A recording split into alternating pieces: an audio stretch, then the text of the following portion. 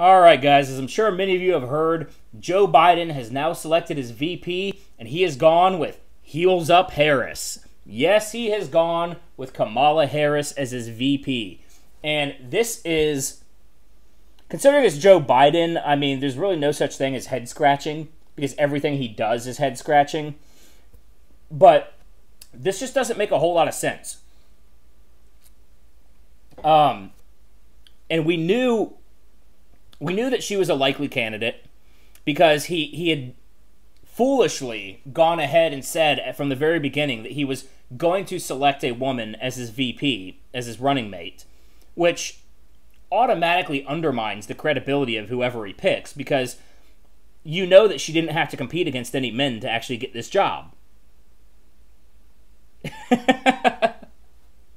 Didn't have to compete against any men. And he also basically said that he was going to pick a woman of color, which basically narrowed the field pretty narrowly. Although, I mean, I would have loved for it to have been Stacey Abrams just out of sheer hilarity of it. I don't know if you guys remember the interview that Joe Biden did with Stacey Abrams a few months back, where Stacey Abrams she knew that going into that interview that she was being interviewed by Joe Biden to be asked to be his VP candidate. And he never mentioned it, and you could just see her face change through it, like, oh God, like you just saw her deflate in front of the camera, and it was hilarious. Because I'm from Georgia, so I can't stand Stacey Abrams. She still has not conceded her loss to Brian Kemp as the governor of Georgia. She's a joke. She lost by a massive amount, and she is another one of these progressive, aka Marxists. So we have this here from the New York Post. Kamala Harris, an underwhelming VP pick for Joe Biden. I don't know if I have so much I could just say here that I don't even know if I really want to read all this.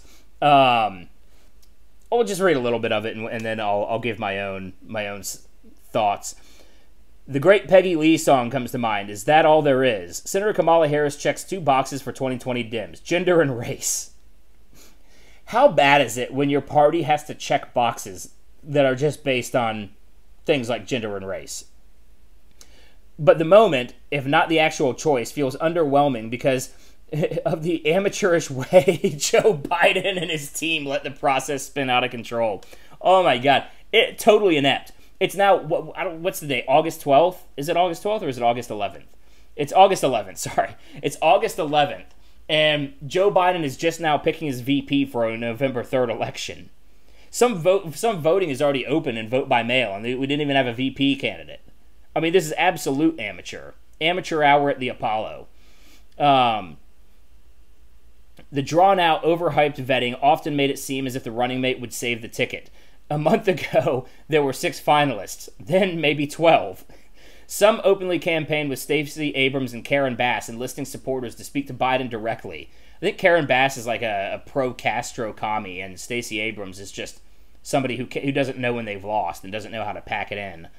Susan Rice talked up what she saw as her qualifications on television as if picking her was a no-brainer. Except for the fact that Susan Rice is totally embroiled in the same Obamagate scandal that Biden is embroiled in. Imagine having both your presidential candidate and your VP candidate get indicted during the campaign process. That would be hilarious. Much of that seemed to be as if the campaign was putting out leaks to give the impression that there were developments when there were none. Yeah, Joe Biden probably couldn't even keep the names and faces straight of who all the candidates were. With Biden mostly basement-bound in Delaware and slow to roll out serious policy proposals, he's slow to roll out anything.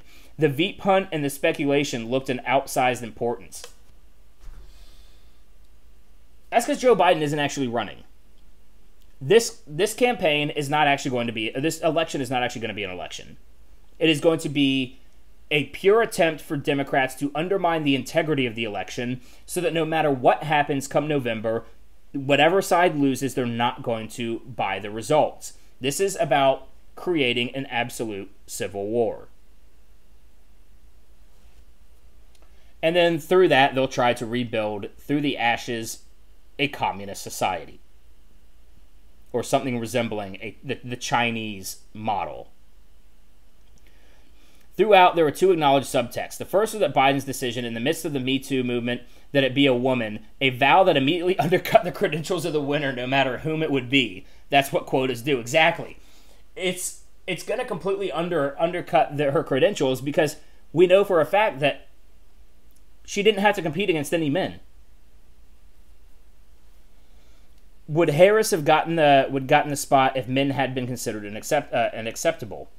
Merely to ask that is to cast doubt on her. The selection was even more tilted because it increasingly became clear that the Veep candidate had to be not only a woman but also black. Very small pool. The lack of enthusiasm for Hillary Clinton among black voters helped to sink her 4 years ago. Although Biden largely owes his nomination to the turnout of black voters in South Carolina primary, being Barack Obama's vice president. All right, we don't need to read any more of this. I just want to talk a little bit about Heels Up Harris and how she is a terrible pick. So, credit to James Woods for coming up with the nickname Heels Up Harris. It is a reference to how she got started in politics by sleeping with Willie Brown, who is one of the most powerful people in California politics. But Kamala Harris is an absolute lightning rod because of her history as a prosecutor. And first of all, what's hilarious is that back on the debate stage, she called out Joe Biden as a racist, which he is, and now she's going to be his VP. So there's that sort of acrimony right there between the two of them. But also, Kamala Harris, who said, "Oh yeah, I smoked weed back in college, in 1986, and we were listening to Tupac, 2 years before he ever came out with a goddamn album." Or maybe even more than that. When was Tupac's first album? I'm not even sure. But it was years before Tupac even came out with an album, and she said that she was in her dorm room smoking weed listening to Tupac. Meanwhile, once she becomes a prosecutor, she locks up inordinate amounts of black men for simple marijuana possession. So she's sitting there giggling and laughing about how she smoked weed listening to Tupac with a track record of her locking up people for smoking weed and listening to Tupac. And then she was also known for keeping any kind of exculpatory evidence away from, and she wouldn't run DNA tests for people who are on death row, or for people who are really committed for or charged with any crime. She would do everything she could to get the win. She did not care if the person was actually guilty or not. To her, it was all about having the winning record. And then she would try to keep people in jail as long as possible so that she could use them for cheap or free labor. She is basically a slaver. She used the jail system as her own basically point-scoring league and means to run a slavery operation. All while being a goddamn hypocrite herself.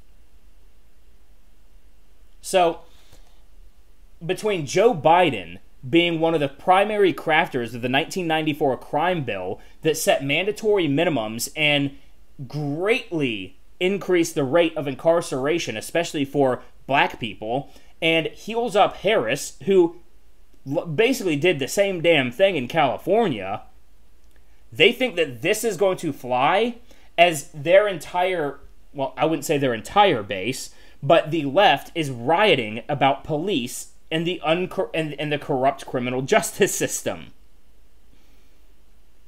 This is clown world, guys. Honk honk. This is clown world. That they think that these two people are going to appeal to the same group that is burning America to the ground over corrupt police practices. How is the left not voting for Donald Trump? I mean, how is anybody not voting for Donald Trump? You got a deranged, creepy pedophile in Joe Biden who likes to sniff little kids and talks about roaches and kids sitting on his lap. And you have a woman who whored herself into politics, only to go and abuse people, honestly, it's a perfect fit for the Democrats. They represent the Democratic Party pretty damn well. Pretty damn honestly, to be fair. But how could anybody vote for them? That is, of course, unless you're Sean King, who has absolutely zero consistency, who, back in 2018, said, "I'll be frank and tell you two Democrats that I'm 99% sure I won't be supporting, primarily because of their dismal history on criminal justice reform over the course of their entire careers, Joe Biden and Kamala Harris. They both helped build and advance mass incarceration." Yes, they did. But fast forward into today, you can see this was November 14th, 2018. Fast forward to today, and you see Sean King say, "That's it for me. I am incredibly proud to see a brilliant black woman, an HBCU grad, chosen as vice presidential nominee. I've done political work my whole life. It's rarely things dreams are made of. Kamala Harris is the most progressive VP in American history." Wow, do times change. And the consistency of people on the left is just astonishingly, hilariously awful. And I'm going to close this with just a funny little side note. So I'm going to go over here to Google Translate, and we're going to translate a Finnish word to English. That Finnish word is going to be Kamala. Let's see what that translates to in English. Horrible. Horrible. Terrible, awful, ghastly, dreadful, abysmal, appalling, shocking.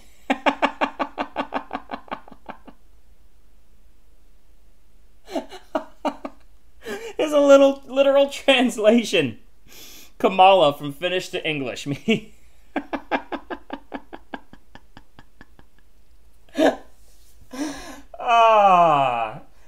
Sometimes it just fits too well, right? Anyways, guys, that's the video. If you liked it, please hit the like button. Subscribe to the channel if you have not. I hope you enjoyed watching this. Share this video. Subscribe. Leave a comment. Let me know what you think about this video, what else you'd like to hear me talk about.